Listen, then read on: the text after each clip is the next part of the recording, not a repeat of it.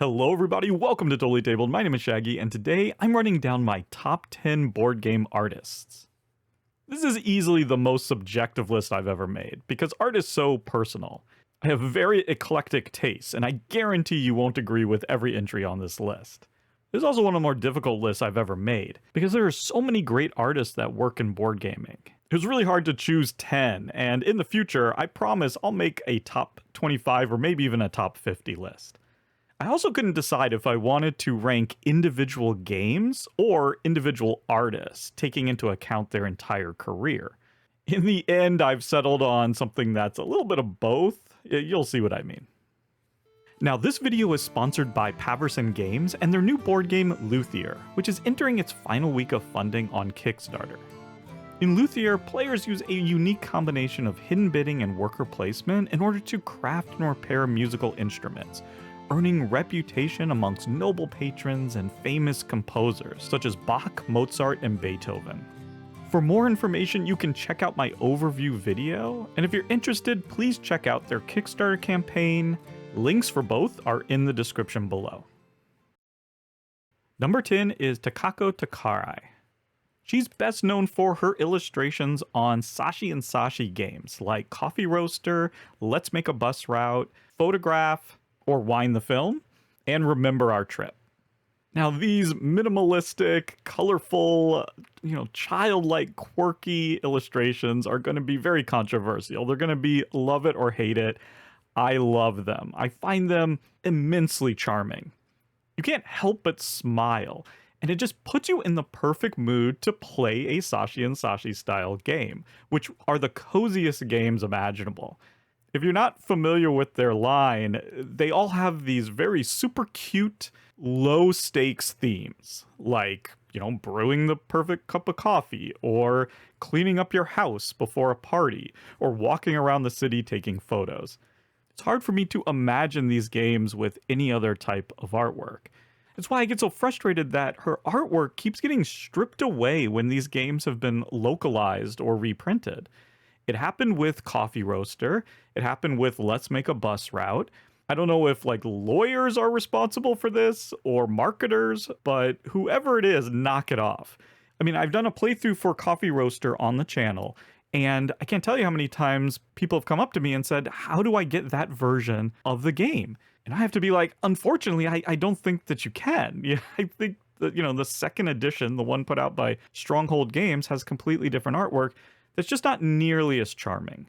And that's the thing, charming is difficult to pull off. There's just something in these images that evoke a nostalgic feeling for me, that they feel almost like memories where all the detail has been faded away, all the dirt, all the shadows, all the nuance, and you're just left with this pure emotional essence. So there you go, that's number 10, Takako Takarai. Number 9 is the Mico. The Mico's best known for his work on the trilogy of trilogies from Garfield games. Let me see if I can do this. North Sea, West Kingdom, and South Tigris trilogies. And I personally first encountered the Mico in the board game Raiders of the North Sea, with his arresting illustrations of Viking warriors that you get to sort of gather as your crew to go out raiding and plundering. And I remember just how struck I was with how much character and personality each one had. He's able to inject so much life into these illustrations, and they in turn inject so much life into the game. I think it has a lot to do with their popularity, because what the Mico's doing is infusing what could be dry Euro mechanisms with just a ton of personality. I really want to highlight Endless Winter, which I've done a full playthrough for, as well as Wayfarers of the South Tigris. I've made a full playthrough of that one as well. But in Endless Winter, it's very much a collection of mechanisms and mini games, and it's really the Mico's art that brings it all together and makes it work. There's something just so human and distinct about each and every character. It's truly remarkable.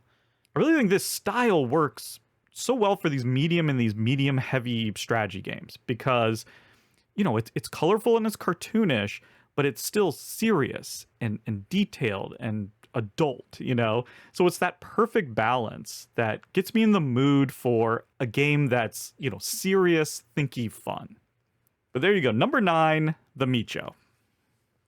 Number 8 is Elise Plessis. Elise grew up in France and currently lives in Iceland, and she's the illustrator for the Oniverse series of games. Onirim is probably the best known, and the most recent one, Siberion, I've done a full playthrough for, so go check that out if you haven't. Now, once again, we're in controversial love it or hate it kind of territory. I personally find these dreamscapes she creates so beautiful and compelling. There's actually a lot of darkness and frightening imagery here. It's like the space between dreams and nightmares. And they really feel like the imaginings of a young child encountering things in the world for the first time. There's so much whimsy and innocence there. They trigger my own imagination, and I just want to wander and explore beyond the images themselves. This really helps draw me into the Oniverse. It's a great series of games, especially for solo, but the fact that they exist in this fascinating, compelling dream world, it really elevates the games for me. It's just this extra layer that draws me in. And as far as like creating a dream world, I'm much more interested in something like this and these images than some of the ones that are just a bunch of random stuff thrown together, or, you know, some of the stuff you see that AI generates. This has so much more soul, so much more insight into the world. But again, I completely understand if this isn't your sort of thing. I mean, that completely makes sense to me. But I'm always excited when a new Oniverse game comes out so I can enjoy this art one more time.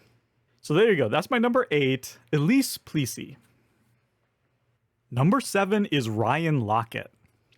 Ryan Laukat is an American board game designer and artist, best known for games like Sleeping Gods, Near and Far, Above and Below, Now or Never, all of which are his designs and he did the artwork for.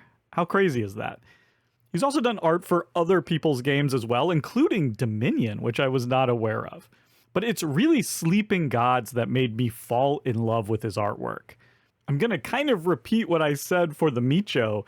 I feel like Ryan Laukat also excels at creating these sort of cartoonish figures and characters that just have a ton of personality.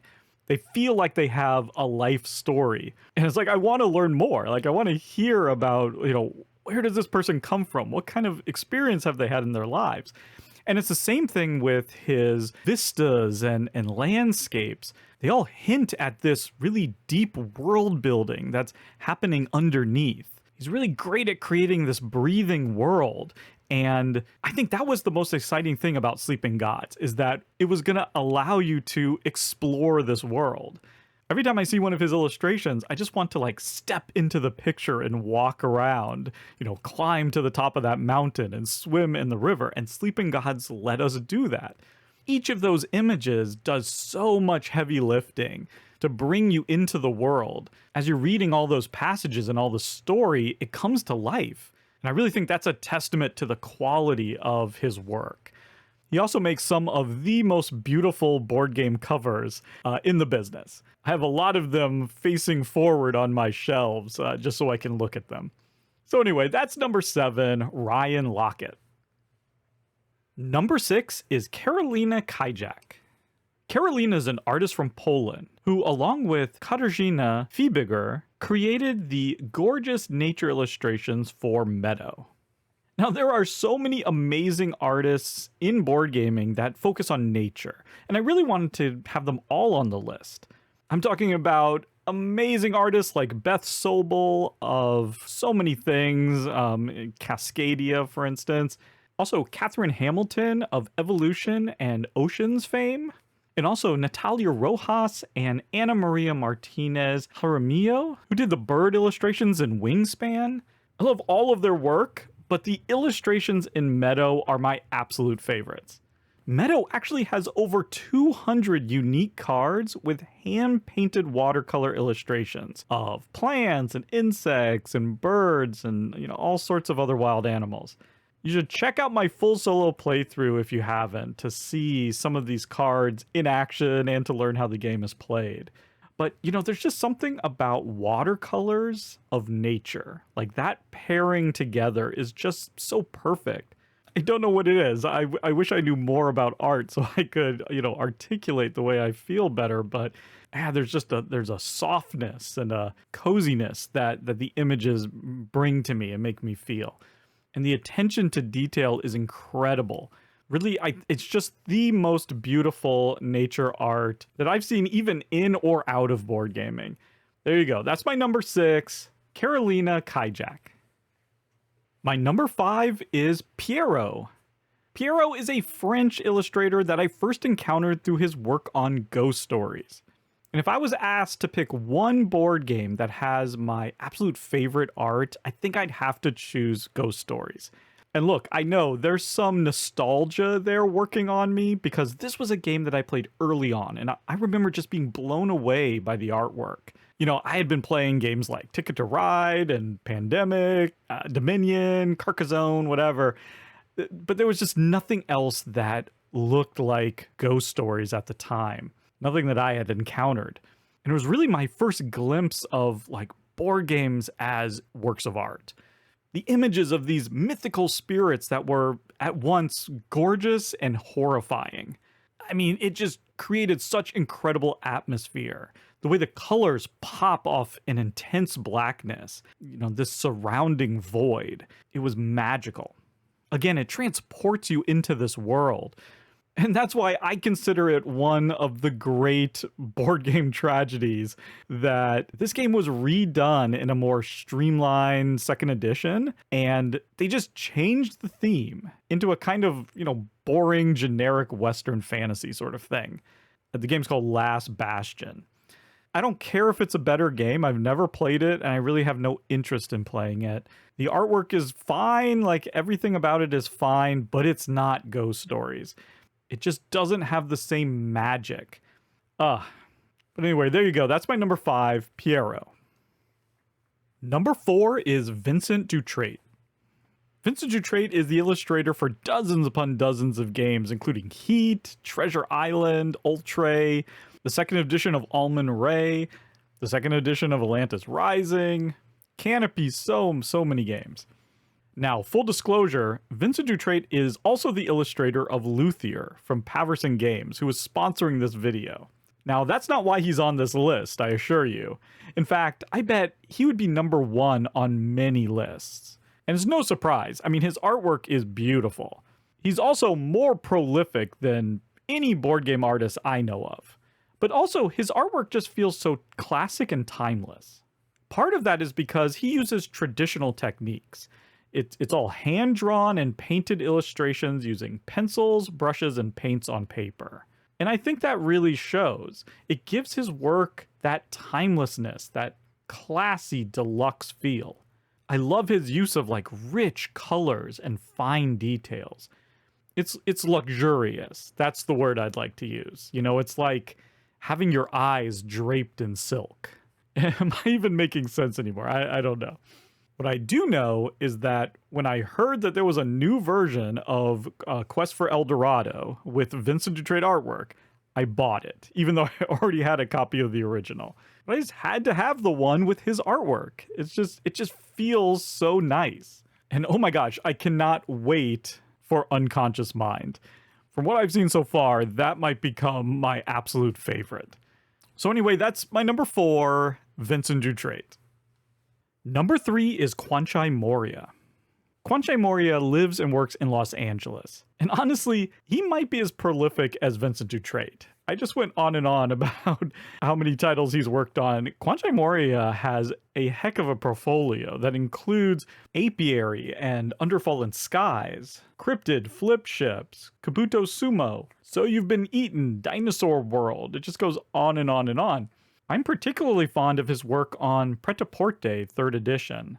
He was really able to bring to life this fashion theme with all of these sort of sketches, and some of them just half drawn in or half painted in. Really gorgeous work. Actually, my favorite thing he's done is probably this poster he made for Galaxy Trucker as part of this Board Game Geek artist series. And he did it as this vintage sci-fi kind of style. And it's incredible. I actually still need to frame and hang up my copy. but it's easily my favorite piece from that artist series. And that vintage sci-fi sort of techie aesthetic runs through a lot of his work. It's some of my absolute favorite stuff that he does. If I had my way, he would be illustrating every single sci-fi board game on the market.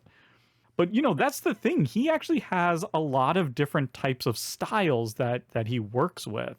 I also really like what he did with Catacombs 3rd edition. He's actually done a lot of 3rd editions, now I think about it. But he created a bunch of like these really blocky characters and creatures. I don't know, they're just really simple, but they're really charming. So there you go, that's my number 3, Kwanchai Moriya. Number 2 is Weberson Santiago. Weberson Santiago is a Brazilian artist who does work for books and magazines in addition to board games. He's also an author and a university professor, but most importantly, he did the artwork for The Bloody Inn, which has got to be my favorite art in any card game. I've done several playthroughs of The Bloody Inn, so you should definitely go check those out if you haven't. But it's this really sort of macabre theme that doesn't really take itself that seriously, where you are running an inn and sort of killing the patrons for money. It's this weird combination of both silly and dark, and Weberson Santiago's artwork just nails it. It might be the greatest pairing between, theme and art that I've ever seen.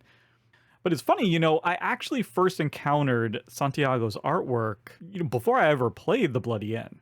If I remember correctly, I saw, images of a version of the card game Coup that he had illustrated, which I think was for like a localization, for Brazil.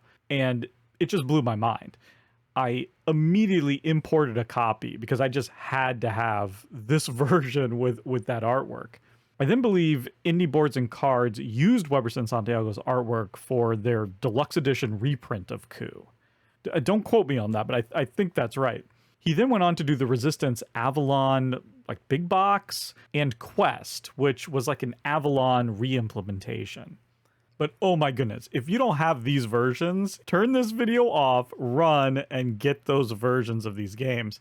His character art is out of this world. Honestly, I don't even know what to say. Do I even need to say anything? Just look at these images I'm showing you. Epic is the word I would use to describe this stuff. Seriously, do yourself a favor and visit Weberson Santiago's website and just browse through his portfolio of artwork. It's sensational. Again, I'm not like an art expert, so I don't have the words to, really describe what I feel when I experience his art. All I know is I hope he does way more board games here in the future. Please, publishers, hire this man to do the illustrations for your games. He really is one of my favorite artists, just in general. There you go. Number 2, Weberson Santiago. And my number 1 board game artist is Ian O'Toole. Ian O'Toole is an illustrator and graphic designer from Australia, probably best known for his work with designer Vital Lacerda. On this channel, I've featured Kanban EV, Weather Machine, and Inventions, Evolution of Ideas. But he's also done On Mars, The Gallerist, Vinhos, Lisboa, basically all of them. I've also made playthroughs for Carnegie and Voidfall, which he illustrated, and he's done the latest Deluxe Raw reprint. Just so many notable games. And so many heavyweight games. And that's the genius of Ian O'Toole. His graphic design prowess is unmatched. He is able to organize complex information and balance gameplay clarity with a sophisticated beauty. Even for these heavy strategy games that aren't theme or, even visually oriented. It's a rare talent. And he doesn't do this by playing it safe. Far from it. He actually makes really bold choices. Lisboa is a perfect example. He's really able to go all in on a historically accurate style, bringing the time period to life, but without sacrificing playability. Look at his redesign of Kanban EV. He was able to modernize the look, adding these sterile bright whites, while at the same time completely reorganizing the board for clarity's sake. You want bold choices? Check out the unbridled mechanical whimsy of Weather Machine and the bold color choices of Voidfall and Black Angel. And on a side note, his cover for On Mars might just be my favorite board game cover of all time. At the end of the day, I play and enjoy more games illustrated by Ian O'Toole than any other artist.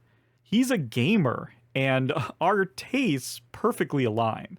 If his name is on a game, I know I'll probably enjoy the gameplay in addition to how it looks. So for me personally, this was an easy choice. Ian O'Toole is my favorite board game artist of all time. So there you go, my top 10 board game artists, and I was able to throw in a few more names in there as well. I believe it's so important that we honor, celebrate, and support the wonderful artists that elevate our hobby. That includes protecting them against this proliferation of pathetic generative AI images. Please share your favorite board game artists in the comments below.